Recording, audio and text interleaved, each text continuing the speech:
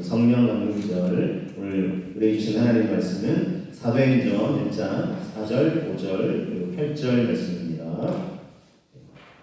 하나님의 말씀을 공독합니다. 사도와 함께 모이사 그들에게 분부하여 이르시되 예루살렘을 떠나지 말고 내게서 들은바 아버지께서 약속하신 것을 기다리라. 요한은 물로 세례를 베풀었으나 너희는 몇 날이 못 되어 성령으로 세례를 받으리라 하셨느니라. 오직 성령이 너희에게 임하시면 너희가 권능을 받고 예루살렘과 온 유대와 사마리아와 땅끝까지 이르러 내 증인이 되리라 하시니라. 아멘. 여러분, 오늘 기독교 절기 중에 오늘 어떤 날일까요? 성령 강림절입니다. 성령 강림절. 이게 사실 굉장히 중요한 절기입니다. 우리 예수님을 믿는 사람들 배신하는 고백과 그 길을 걸어가는 여정에 굉장히 중요한 절기입니다. 그래서 3대 절기를 꼽으라 하면 성탄절, 부활절, 그리고 성령 강림절을 꼽습니다. 하나를 더 하면 맥주 감사절 이제 꼽기도 한데 그만큼 이 성령 강림절은 굉장히 중요합니다. 그러나 이렇게 중요한 날임에도 불구하고 우리 그리스도인들조차 이 날을 잘 모르고 지나가는 경우도 있어요. 이제 좀 교단이나 이제 교회 상황에 따라서는 그냥 성령 강림절 특별히 강조하지 않고 지나가기도 해요. 그러나 성령 강림절은 그렇게 그냥 지나가기에는 너무나 중요한 의미가 있습니다. 그래서 어떤 날이기에 이 성령 강림절이 굉장히 중요한지, 성령님은 어떤 분이신지 오늘 말씀을 통해서 함께 되새기고 나누기를 원합니다. 몇 가지를 소개해드리려고 합니다. 먼저 성령님은 어떤 분이시냐면 지혜와 계시의 영이십니다. 에베소서 1장 17절 말씀을 함께 한번 읽겠습니다. 우리 주 예수 그리스도의 하나님 영광의 아버지께서 지혜와 계시의 영을 너희에게 주사 하나님을 알게 하시고. 자, 우리 주 예수 그리스도의 하나님 영광의 아버지께서 지혜와 계시의 영을 너희에게 주사 하나님을 알게 하시고, 이 사도 바울이 에베소 교회 성도들을 향해서 기도했는데 제일 먼저 기도한 게 이겁니다. 지혜와 계시의 영, 성령을 너희에게 주사 하나님을 알게 하시기를 원한다. 이렇게 이제 기도한다 그랬어요. 그만큼 중요하다는 거죠. 그들을 위해 기도할 때 여러 가지를 기도했는데 제일 첫 번째 기도하는 것이, 제일 강조해서 기도하는 것이 바로 지혜와 계시의 영, 성령님이 임하여 주셔서 그럼 어떤 일이 일어나냐면 하나님을 알게 되는 역사가 일어나는 거예요. 자, 여러분, 그래서 하나님을 우리가 잘 알기 위해서 꼭 필요한 존재가 누구냐면 성령님이십니다. 제가 여기서 하나님이라고 지칭하는 것은 성부 하나님, 그리고 이제 우리 예수님은 알죠, 성자 예수님, 그리고 성령 하나님이 계세요. 그래서 이분들에 대해서, 그래서 여기서 하나님을 알게 한다는 건 물론 성부, 성자, 성령 하나님 전체를 안다 이런 의미지만 어쨌든 이 성부 하나님, 그리고 성자 예수님, 그리고 이분들을 잘 알기 위해서, 즉 우리가 예수님을 잘 믿고 신앙생활 잘 하기 위해서는 필수적으로 성령의 동심이 필요하다는 것입니다. 자, 그래서 기독교는 여러분 다른 종교와 좀 다른 부분이 있다면 계시의 종교입니다. 계시의 종교. 계시의 종교가 뭐냐면 우리가 찾아서 너도 막 찾아서 신이 어디 있어 하면서 여기저기 찾아서 신을 발견하게 되는 그런 의미가 아니라는 거죠. 다른 종교나 뭐 이단들은 그런 걸 강조하기도 해요. 근데 여러분 기독교는 그런 종교가 아닙니다. 계시의 종교라 할 수 있습니다. 그럼 계시가 뭐냐 제가 소개해드릴게요. 계시는 헬라 원어로 아포칼립시스라는 단어를 쓰는데 이것은 커튼을 안에서 열어 보여주다라는 뜻입니다. 그래서 알게 되다라는 뜻인데 이게 어떤 의미냐면 바깥에서, 예를 들면 이제 아파트 바깥에서 볼 때 안에서 보니까 문도 닫혀 있고 창을, 그래서 약속인데 왜 안 나와? 그래가지고 이제 창으로 이제 보는데 안에서 두꺼운 커튼이 이렇게 쫙 이렇게 쳐져 있는 거예요. 그러니까 바깥에서 아무리 보려고 해도 안 보이는 거예요. 왜냐면 안에서 커튼을 쫙 이렇게 쳐놨기 때문에. 자, 그러면 보고 싶은데 어떻게 해요? 바깥에서 어떻게 할 수가 없어요. 문을 막 따고 들어갈 수는 없잖아요, 그렇죠? 그래서 안에서 쫙 커튼을 이제 열어서 보여주는 거예요. 아, 나 여기 있어. 조금만 기다려라, 나갈게. 안에서 열어 보여주는 거예요. 이것을 계시라고 한다는 것입니다. 즉 우리가 하나님을 찾고 또 찾아서 어떻게든 좀 하나님을 알고 싶다 이렇게 해서 알 수 있는 것이 아니라 하나님 그분이 우리에게 당신을 열어서 보여주신다는 겁니다. 그래서 우리가 하나님을 알게 되는 것입니다. 자, 그러면 누가 보여주시는 분? 누가 계시해 주시는 분입니다. 계시의 주체는 누구입니다. 물론 하나님이시죠. 그러나 그것을 볼 수 있도록 우리를 도와주시는 분은 성령님이십니다. 자, 성령님에 대해서 한번 더 다른 말씀을 소개합니다. 이사야서 11장의 1절이죠. 이렇게 말씀하고 있습니다. 이새의 줄기에서 한 싹이 나며 그 뿌리에서 한 가지가 나서 결실할 것이요 그의 위에 여호와의 영 곧 지혜와 총명의 영이요 모략과 재능의 영이요 지식과 여호와를 경외하는 영이 강림하시리니. 아무래도 이제 이 구약의 말씀인데 오실 메시아 구원자 예수 그리스도에 관해서 예언하는 그런 약속의 말씀인데 이새의 줄기 이제 다윗의 줄기 가문에서 한 싹이 나면 그 뿔에서 한 가지가 나서 결실할 것이요 그 위에 이제 성령님을 소개하죠. 여호와의 영 곧 지혜와 총명의 영이 임하실 거라는 성령으로 충만해 예수님 성령으로 충만하셔서 하나님과 친밀함을 누리시고 구원자로서의 사역을 본격적으로 이제 감당하시지 않으셨습니까? 이것처럼 지혜의 영, 총명의 영이 성령님이다 할 수 있습니다. 성령님은 지혜와 총명의 영이십니다. 자, 신약의 말씀을 통해서도 소개해드릴게요. 요한복음 16장 13절입니다. 같이 한번 고백해 보실까요? 그러나 진리의 성령이 오시면 그가 너희를 모든 진리 가운데로 인도하시니 그가 스스로 말하지 않고 오직 들은 것을 말하며 장래일을 너희에게 알리시리라 그랬어요. 자, 성령님을 소개하는데 어떤 분이라고요? 진리의 성령님이시다 그랬어요. 그래서 우리가 진리를 알려면 어떻게 해야 될까요? 물론 열심히 공부하고 말씀도 우리가 사모하면서 듣고 읽고 배우고 암송도 하고 해야 되겠죠? 근데 그 말씀을 통해서 우리에게 알려주시는 하나님을 진리를 참 진리를 우리에게 깨우쳐 주시는 분이 누구시라고요? 성령님이시라는 거예요. 그래서 우리가 이렇게 기도하실 때 이렇게 기도하시면 좋아요. 성령님 하나님을 알게 하시고 진리를 깨닫게 하소서. 제가 오늘 세 가지 테마 말씀드리고 세 가지 기도를 드릴 텐데 성령님 첫 번째 기도 하나님을 알게 하시고 진리를 깨닫게 하소서. 이렇게 기도하시면서 성령님께 하나님을 알게 해달라고 기도하며 간구하며 나아가시는 저와 여러분 되시길 주님의 이름으로 축복합니다. 왜냐하면 성령님은 그런 분이세요. 성령님의 주된 활동이 그렇게 우리에게 하나님에 대해서 예수님에 대해서 우리가 믿는 기독교 신앙의 참 진리에 대해서 알게 해주시는 거예요. 그래서 이렇게 기도하면 성령님도 좋아하세요. 기도하세요. 그래서 이렇게 기도하시면서 우리가 하나님도 알고 예수님도 알고 또 성령님에 대해서도 따라가기 힘써야 하겠습니다. 성령님은 어떤 분이라고요? 지혜와 계시의 영이시고 진리의 성령이시다 이렇게 말씀드렸는데 더 나아가서 성령님은 어떤 분이시냐면 권능이십니다. 하늘 위에서부터 위로부터 임하는 권능이십니다. 자, 누가복음 24장 49절 말씀을 함께 나눕니다. 볼지어다 내가 내 아버지께서 약속하신 것을 너희에게 보내리니 너희는 위로부터 능력으로 입혀질 때까지 이 성에 머물라 하시니라. 자, 이 누가복음 24장 이제 누가복음에 있어서 맨 마지막 장입니다. 자, 예수님께서 우리 이제 온 인류의 죄를 대신 담당하시기 위해서 이 땅에 오셔서 십자가에서 빌려 죽으셨죠. 죽음으로 끝나지 않고 부활의 영으로 다시 사셨습니다. 그리고 이제 부활하신 주님이 제자들을 만나셨어요. 그리고 하나님의 나라에 대해서 조용히 이제 말씀하시면서 이렇게 약속하셨어요. 나는 이제 곧 아버지께로 올라갈 때가 가까이 왔다. 근데 이제 내가 올라간다고 두려워하지 말라 이렇게 말씀하시면서 내 아버지께서 약속하신 것은 너희에게 보낼 것이다. 내가 올라가면 너희에게 보낼 것이다. 그때까지 너희는 위로부터 능력으로 입혀질 때까지 이 성에 머물라 하시니라 했어요. 그러니까 아버지께서 약속하신 것 이게 뭐겠습니까?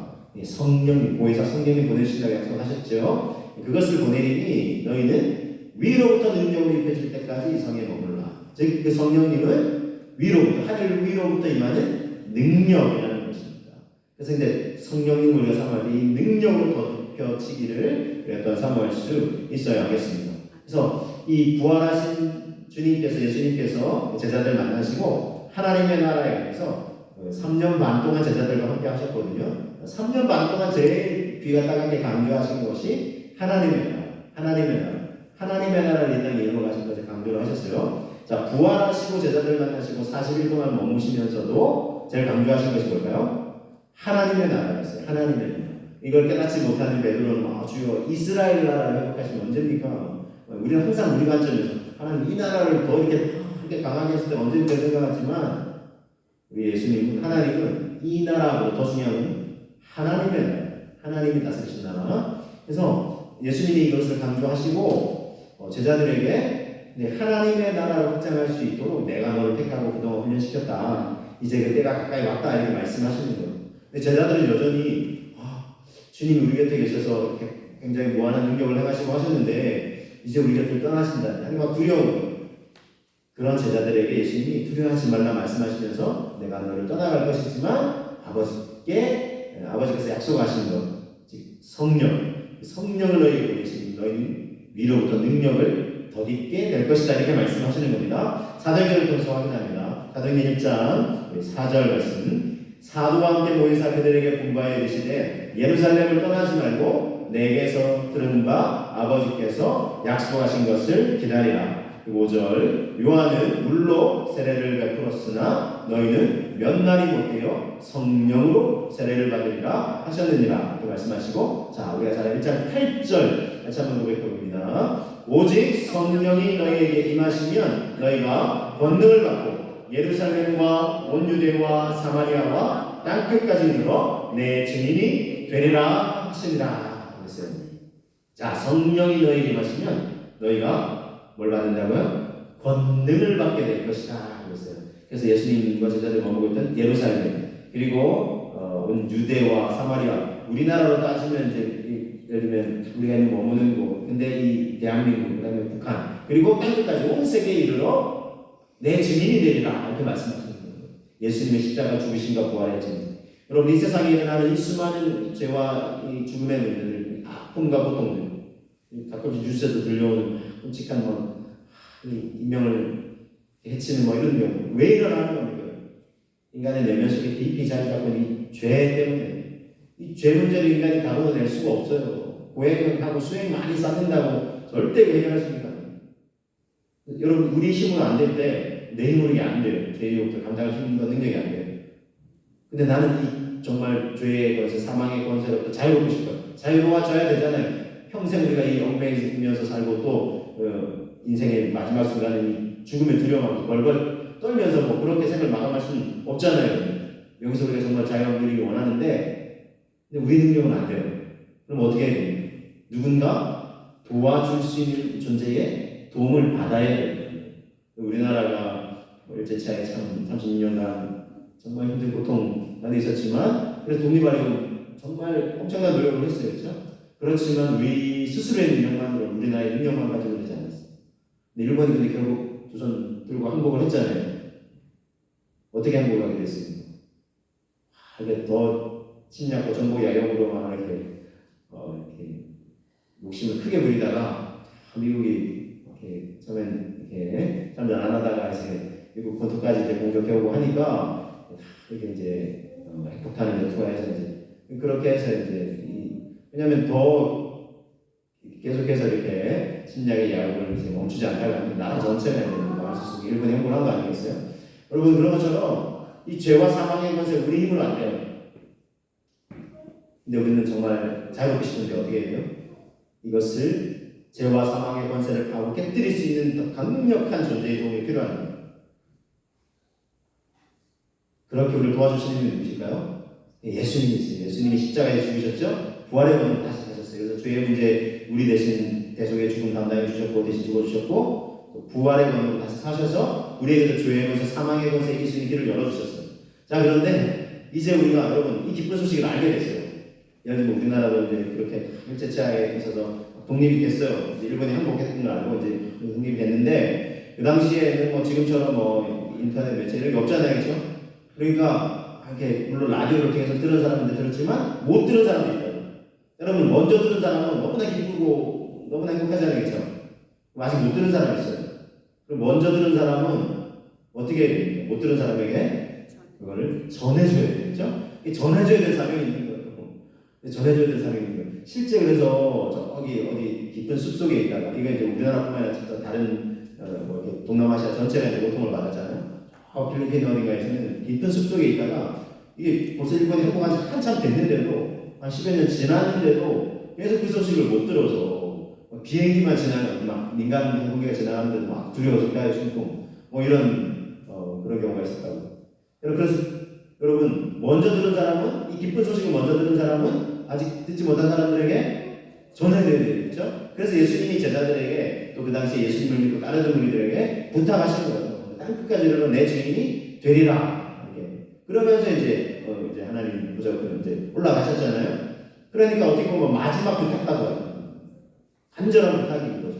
그리고 증인이 되리라 확정적으로 말씀하시고 그렇게 증인으로 하나님께서 빚어 사용하실 거라고 말씀했습니다. 그런데 여러분 제자들이 사실은 이때까지만 해도 굉장히 무지하고 무기력하고 무능력했어요. 예수님이 3년 반 동안 하나님 나라를 강조하시고 부활하신 후에 40일 동안 하나님 나라를 강조하심에도 베드로는 여전히 앞서 말씀드렸죠. 이스라엘 나라를 회복하시는 게 언제입니까? 이때입니까? 무지해요. 무기력해 무능력해요. 근데 뭘 믿고 여러분 뭘 믿으시고 예수님은 그런 제자들을 그냥 남겨두시고 올라가셨어요? 뭘 믿으셨습니까? 성령님을 믿으신 거죠. 그렇죠? 자, 성령님을 믿으셨어요. 자, 보세요. 성령이 너에게 임하시면 뭘 받는다고요? 권능을 받는다. 제가 이 단어를 소개해드릴게요. 권능은 헬라어로 두나미스라는 단어를 씁니다. 이것은 우리가 잘 아는 단어로 제가 용어를 설명해드릴게요. 다이너마이트 아시죠? 다이너마이트. 아주 큰 건물도 이렇게 큰 바위로 포커시켜서 와르르 무너뜨리는 이 다이너마이트 같은 능력이 바로 이 두나미스. 이 다이너마이트가 두나미스 원어에서 이렇게 파생되어서 만들어진 단어예요. 다이너마이트 같은 아주 강력한 죄와 사망의 것을 하늘 깨뜨릴 수 있는 그 강력한 능력이 바로 성령의 능력이죠. 그래서 어떤 분은 막 술, 담배 막 끊을 거라 그러는데 내용을 안 해요. 막 그게 사실 뭐 이렇게 노력만 하고 되는 게 아니에요. 아주 인배에 있다고 그러잖아요. 수십 년 동안 내 몸이 자꾸 뭐 찾는 거예요. 그걸. 그러니까 이게 끊으려고 이제로도 안 되는데 어느 날 이제 어쨌든 뭐 이렇게 아내분이 열심히 기도해가지고 어쨌든 교회를 이제 가게 되셨어요. 가게 되셔가지고 근데 뭐 예배 때 이거 힘들었어요. 막. 끝나기만 하면 혼자 가가지고 이렇게 막 거시기 이렇게 하는데 그게 매주 어쨌든 아내 기도가 부탁했다라는 교회를 가시게 됐는데 이제 은혜를 받기 시작하죠. 은혜를 받다 이제 성령의 이제 이렇게 권능을 이제 받게 되는 은혜를 받게 되는 거예요. 그랬더니 술 담배 고기도 싫다 싫어진다. 여러분 이런 그 예들이 제가 이렇게 말씀드리지만 이런 이야기를 하시는 분들이 종종 계세요. 여러분 이게 그냥 뭐 지어낸 얘기가 아니라 본인이 그렇게 완전히 변화돼요. 나의 몸이 완전히 이제 다르게 반응하는 거예요. 왜냐하면 성령님이 강하게 내 안에 역사하셔서 내 몸의 건강이 안 좋잖아요. 그러니까 그거를 이렇게 이제 강력하게 이제 그만으로 이제 도와주시는 거예요. 여러분 이런 능력이 성령의 권능이 다이너마이트한 능력이고 또 성령의 권능이 임하면 어떤 일이 일어나냐면 아주 이 다이내믹한 일이 일어나요. 초대교회 공동체가 달라져요.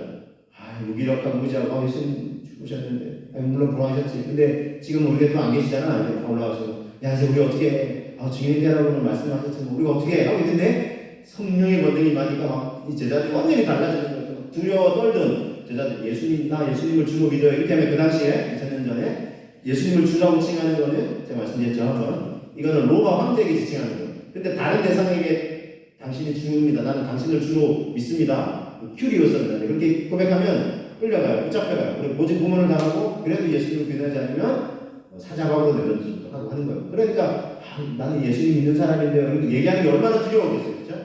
그런데 성령의 권능을 받고는 담대하게 예수님만이 온 인류의 이 죄, 사망의 권세를 신임하는 모든 인류를 구원하실 수 있는 유일한 길이라고 하나님이 제시하신 유일한 길이요 진리요 생명이에요. 아주 담대하게 외치는 거예요. 여러분 성령의 충만함을 받으니까 담대해지는 거예요. 이 권능과 능력과 담대함이 임하는 거예요. 그러면서 공동체가 활기를 띠기 시작하는 거예요. 왜냐하면 막 의기소침해 있다가 성령님이 충만한 권능을 임하시니까 제자들이 막 달라지는 거예요. 그래서 얼굴에도 얼굴도 환해지고 기쁨이 생겨나요. 그러니까 아주 역동적인 활동적인 공동체가 되는 것입니다. 그래서 이 권능, 이 두나미스로부터 아주 강력한 능력 그리고 아주 활발한 활기찬 공동체가 이 개인과 가정과 신앙의 공동체가 마찬가지예요. 이런 그래서 예수님의 사도들 제자들 초대교회 120여 명의 성도들이 이 성령의 권능을 받고 예수님이겠죠 약속하신 기다리라 하겠죠. 기다립니다. 며칠 기다렸을까요? 예수님 승천하신 이후에도 10일간을 더 기다려요. 그래서 간절히 기다리면서 뭐 했을까요? 낙담하고 포기하고 절망하고 있었을까요? 아니에요. 기도하고 있었어요. 기도하고 회개 기도하고 우리가 주님을 온전히 믿지 못했다. 우리가 주님을 정말 부인했었다 하면서 정말 회개하면서 약속하신 성령을 우리에게 부어 주옵소서 간절히 기도했을 때 오순절이라고 해요. 그래서 이제 예수님이 죽으시고 부활하신 게 이제 50일이 되는 이제 오순절이 되면서 오순절 마가다락방, 이게 이제 모인장소는 마가다락방에 성령의 권능을 받게 되는 걸, 다르게 표현하면 아까 말씀하신 것처럼 성령의 세례를 받는다는 거예요. 물세례가 아니라 성령의 세례를 받게 되는 역사가 일어나게 되었습니다. 자, 여러분, 그런 의미에서 제가 질문을 하나 드릴게요. 교회의 탄생, 성장, 부흥을 주도한 것은 누구입니까? 답이 나오죠? 성령님이요. 사람 아니에요. 베드로가 성령 충만받고 복음의 메시지, 예수님만이 참구원이십니다. 죄와 사망이면서 누가 해결할 겁니까? 하나님이 오늘 우리 조상들에게 자기 역사를 언급하면서 맨 마지막에 구원자 예수님을 보내주셨습니다. 이 예수님이 우리 죄를, 인류의 죄를 대신해 십자가를 죽으시고 죽음으로 끝난 것이 아니라 사흘 만에 부활하셨습니다. 예수님을 믿을 때 죄사함과 구원을 얻습니다. 그렇게 되니 3천여 명이 한꺼번에 예수님 믿겠다고 그러나 나 어떻게 해야 되냐? 주 예수님이다. 그러면 성령의 선물을 받을 거라고 합니다. 그래서 수많은 사람들이 예수님 돌아오는 역사가 일어나요. 그럼 베드로가 교회의 탄생, 성장, 부흥 주도한 거 아닙니까?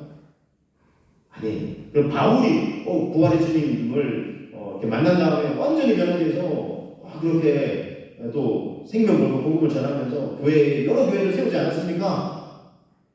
그럼 바울이 아닙니까? 아니에요. 베드로가 베드로 되게 하는 그런 권능의 사람이 되게 하는 거. 무기력했잖아요. 예수님 부인했잖아요. 그랬던 베드로가 남대하게 나 자랑하는 상관없다. 부활의 주님, 생명의 주님, 참 구원자이신 주님, 메시아이신 주님, 나 증거하지 않았어. 바울도 예수님 믿는 사람들을 잡아다가 죽이려고까지 했던 바울이 왜 반대로 예수님에서 자기 목숨을 걸었다는 데서 그렇게 한 분이 누구죠? 성령님이에요. 자기들의 능력이 아니에요. 자기들이 막 능력을 끌어올려서 죄내치 능력을 끌어올려서 한 게 아니에요. 성령의 권능을 덧입어서 그렇게 됐다. 성령님이 교회의 탄생, 성장, 부흥을 주도하시고 이끌어가시는 분이십니다. 자, 그래서 교회 초대교회 공동체 이런 아름다운 공동체로 변화됐는데 사도행전 2장 42절부터 한번 확인해 보겠습니다. 그들이 사도의 가르침을 받아 서로 교제하고 떡을 떼며 오로지 기도하기를 힘쓰니라. 46절 날마다 마음을 같이하여 성전에 모이기를 힘쓰고 집에서 떡을 떼며 기쁨과 순전한 마음으로 음식을 먹고 47절 하나님을 찬미하며 또 온 백성에게 칭송을 받으니 주께서 구원받는 사람을 날마다 더하게 하시니라 그랬어요. 이 아름다운 요소. 또 이제 그 말씀 중간에 이제 표적을 해가고 능력을 해가고 이런 일들이 막 일어났어요. 자, 하나님의 말씀으로 이제 가르침 받고 떡을 떼면서 교제하고 서로 사랑하고 또 구제하고 내 거 아니하고 서로 필요한 걸 나눠주고 저 사람이 어렵구나 하고 내 필요를 나눠서 이제 같이 흘려보내고 섬기고 같이 살아가고 이런 공동체가 됐어요. 이 모든 걸 주관하신 분이 누구실까요? 성령님. 그렇죠? 그래서 구원받는 사람들 날마다 대하게 하시는 분이 성령님. 자, 확인해 볼까요? 2장 1절 2절 오순절 날이 이미 이르매 그들이 다 같이 한 곳에 모였더니 후련히 하늘로부터 급하고 강한 바람 같은 소리가 있어 그들이 앉은 온 집에 가득하며 마치 불의 혀처럼 갈라지는 것들이 그들에게 보여 각 사람이 하나씩 임하였더니 그들이 다 성령의 충만함을 받고 성령이 말하게 하심을 따라 다른 언어들로 말하기를 시작하니라. 앞서 4장 42절보다 이게 먼저 된 사건이죠. 성령의 권능을 먼저 받고 나서 제자들이 예수님 따른 무리들이 완전히 변화돼요.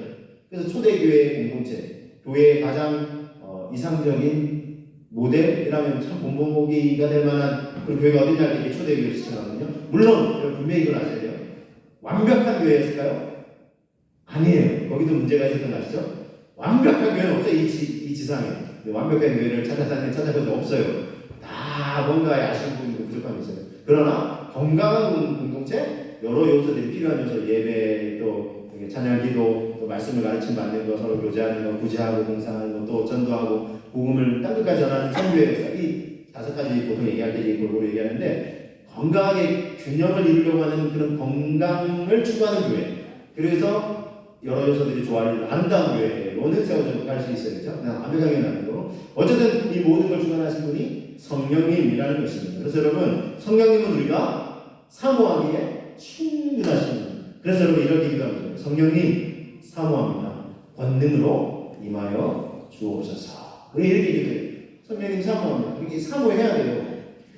그래야 우리에게 더 충만히 부어주시는데 시편 107편 9절에 이렇게 말씀하고 있습니다. 그가 사모하는 영혼에게 만족을 주시며 줄인 영혼에게 좋은 것으로 채워 주시리로다 했습니다. 사모하는 영을 만족해 하신다 그랬어요. 이건 꼭 성령님만이 아니라 우리가 하나님의 은혜를 사모하고 또 우리의 필요한 걸 막 사모할 때 우리의 영혼을 만족해 주신다. 좋은 것으로 우리 영혼을 채워 주신다 그랬어요. 근데 한편 이런 생각할 수 있어요. 아, 이렇게 성령님이 중요하신 분이시면 이렇게 한 개인이든 가정이든 공동체든 완전히 이렇게 얼마나 이렇게 참 아름다운 몸처럼 달라질 수 있다면 이걸 몰라서도 이렇게 못 구하는 경우도 있잖아요, 그렇죠? 그냥 하나님이 주시면 안 되나 이거?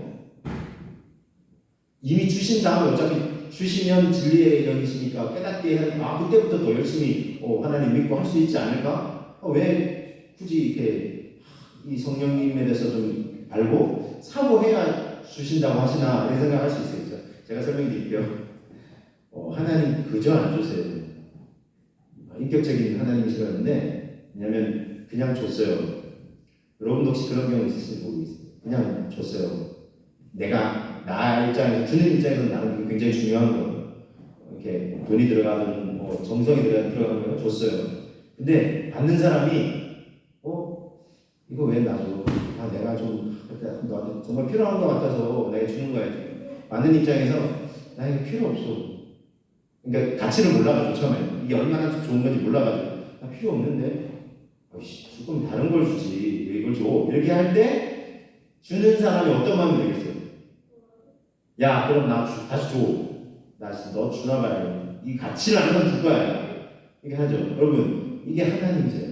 왜냐면 실제 제가 이런 한 적이 있는데 부흥회 때 방언을 사면서 방언을 하시죠. 다른 언어가 나와요. 이게 이제 다른 언어라는 게 천상의 언어 아니에요. 다른 수많은 이 세상의 민족, 부족들의 언어가 있어요. 그 언어 중에 하나예요. 그래서 이제 근데 어쩌면 기도할 때 방언의 기도는 뭐냐면 기도도 내가 내 생각으로만 기도하면 한 5분 기도하고 기도할 거거든요. 근데 방언의 은사를 받으면 1시간을 해도 5분 한 거예요. 그래서 여러분 방언의 은사도 사모하는 거죠. 어쨌든 내 영이 막 기도하는 거예요. 신비롭죠. 신앙의 세계도 신비로운 부분이 있어요. 근데 걱정하지 마세요. 성령의 충만을 받으면 이 세계 이런 세계를 경험하게 돼요. 근데 성령님은 또 질서의 하나님이시라 무질서하게 이렇게 하는 건 아니니까 어쨌든 이제 방언을 사모했어요. 붕의 기간이라 방언을 갖는 사모했는데 붕의 마지막 것처럼에 대해서 참여를 하면 저도 방언 주세요. 기도를 했는데 갑자기 이제 막 기도하는데 집회 이제 끝나시고 마지막에 강사분 같이 막 기도하자고 기도하는데 하나님 좀 방언 주세요. 기도하는데 여성분이 진짜 갑자기 혀가 막 꼬이기 시작하더래요. 혀가 방언하면 내가 이렇게 언어를 주장하는 게 아니니까 다른 언어를 하려고 해보세요. 내가 모르는 언어인데 갑자기 성령이 내 혀를 주장하면서 막 해요. 근데 이런 생각이 들어요. 이게 뭐야?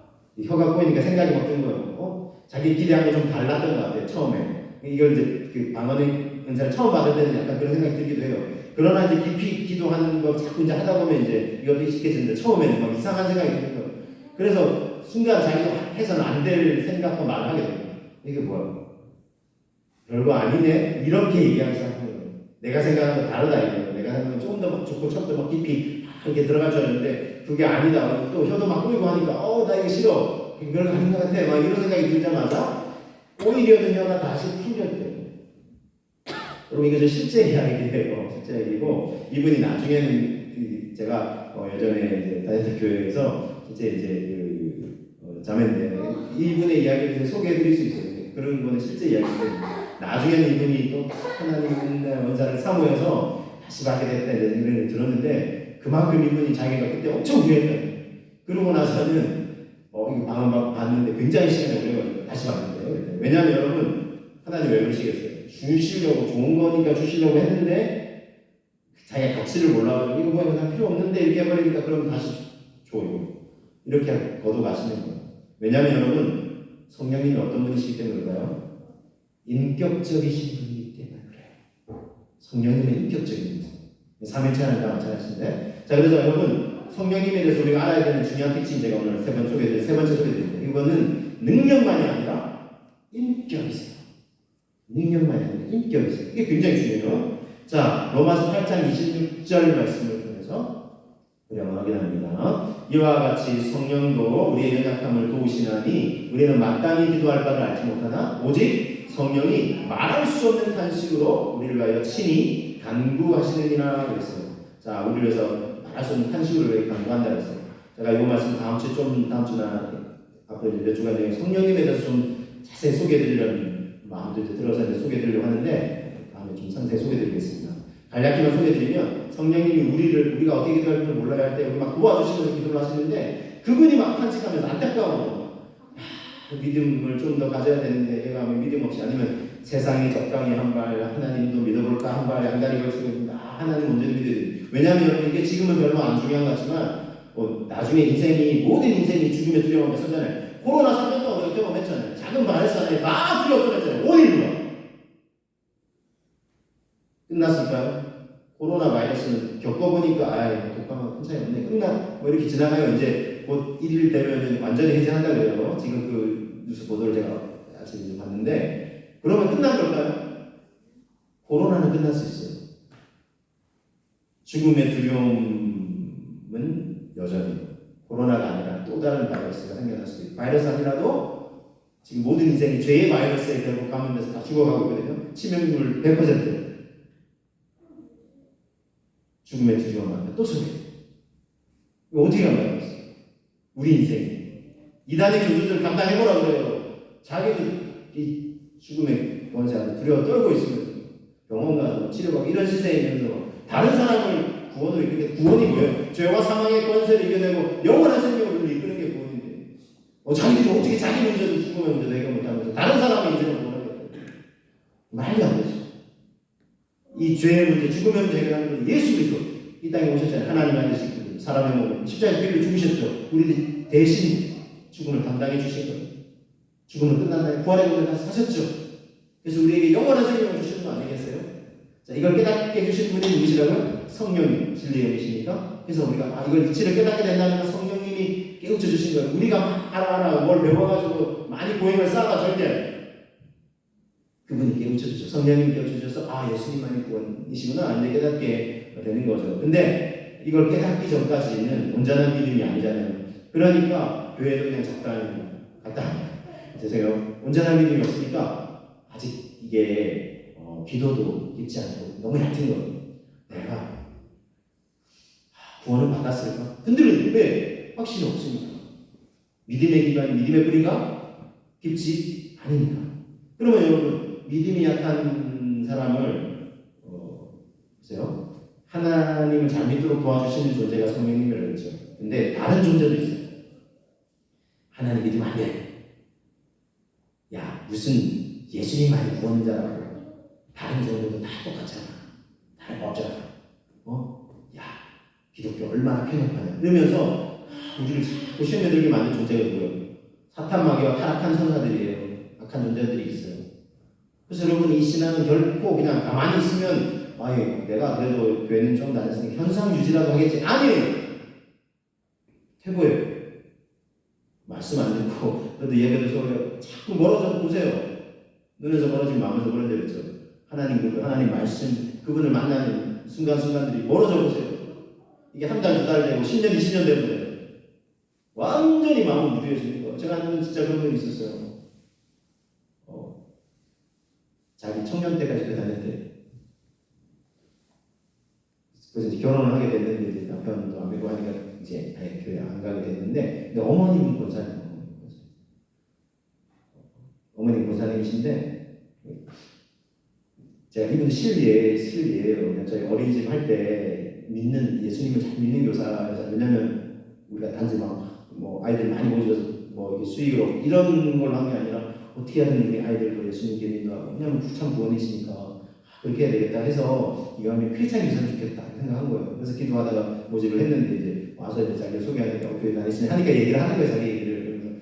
그래서 지금은 안 다녀요 하더라고요. 그래서 제가 기도하겠다 이렇게 했는데 근데 이분이 이런 얘기를 하더라고요. 자기가 교회를 빠지면 그때 교회 좀 다닐 때는 큰일 나는 줄 알았대요. 큰일 나는 줄 알았대요. 왜냐면 하나님 막 벌을 내리셔가지고 교회 안 다니면 안 되겠구나 해준다. 근데 어떻게 한 거예요? 교회를 안 나가겠다.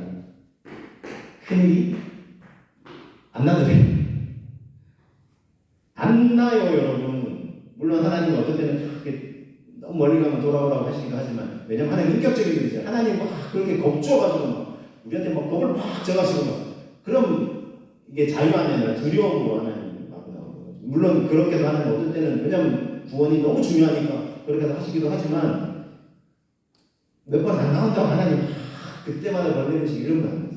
그냥 기다려주시는 거예요. 인격적인 하나님. 누가복음 15장에 통자의 집 아버지한테 미리 유산 떼달라고 집 떠난 아들 오매불만 기다린다고 하나님 인격적이시라 그래요. 성령님도 마찬가지인데 어쨌든 여러분 우리 이렇게 정말 기도하는 방법도 어떻게 하면 하나님 앞에 가까이 나는지 모르고 막 방황할 때 우리 위해서 안타까워 기도하신다는 인격적이신 분이기 때문에 하나님이 예수님 성령님이 그래서 여러분 어떻게 해야 된다고? 자주 만나야 돼요. 인격적인 분이니까 그래야 친밀해질 수 있어요. 그래서 성령님과 자꾸 우리가 친밀해지도록 연습하는 게 필요해요. 그래서 마지막 세 번째 기도 이렇게 기도문을 소개해드립니다. 성령님과 친밀해지는 법을 배우게 하소서. 이게 기도예요. 성령님과 좀 친밀해지고 싶습니다. 왜냐하면 성부 하나님 성자 예수님은 지금 우리가 멀리 있어요. 이 거리적으로. 그러나 우리 곁에 가까이 계시는 성령님, 그러니까 성령님과 친밀해지는 법을 배워야 돼요. 그래서 오늘 제가 성령님에 대해서 소개해드린 것은 성령님에 대해 간략히 소개해드린 것입니다. 성령님에 대해서 앞으로도 좀 더 소개해드리려고 합니다. 왜냐하면 이분에 대해서 모르면 깊이 있게 신앙생활을 하는 게 사실은 쉽지 않다는 거예요. 우선 오늘 말씀을 통해서 배우게 된 성령님에 대해서 다시 한번 정리해드리면 성령님은 어떤 분이셨습니까? 지혜와 계시의 영이시죠. 그래서 계시로 우리가 하나님을 알게 하시고 두 번째는 하나님 하늘 위로부터 임하는 권능이다 말씀드렸어요. 다이나마이트 같은 또 다이내믹한 그런 정말 활기찬 그런 인생도 살아가시고요. 능력만이에요. 근데 중요한 건 능력만이에요. 어떤 사람 자꾸 성령에 대해서 능력만으로 구하려거든요. 아니 인격이 있어요. 이게 더 중요해요. 성령님과 그래서 친밀한 관계를 수 있도록 우리를 도와주시는 성령님 사모하시면서 우리가 더 주님과도 친밀해지시는 저와 여러분 되시기를 주님의 이름으로 축복합니다. 이 시간 함께 기도하겠습니다. 주님, 제가 소개해드렸던 기도들을 보시면서 성령님 알게 해주시고 주님도 또 권능을 임하여 주시고 성령님과 더 친밀해질 수 있도록 주님이 역사를 해주옵소서. 그래서 신앙생활하는 정말 기쁨과 이 맛을 알 수 있게 하여 주시옵소서. 주님께 친밀하고 나아가는 우리가 되게 하여 주시옵소서. 우리 함께 기도하며 나아가겠습니다. 주님 이 시간 기도하고 간구하며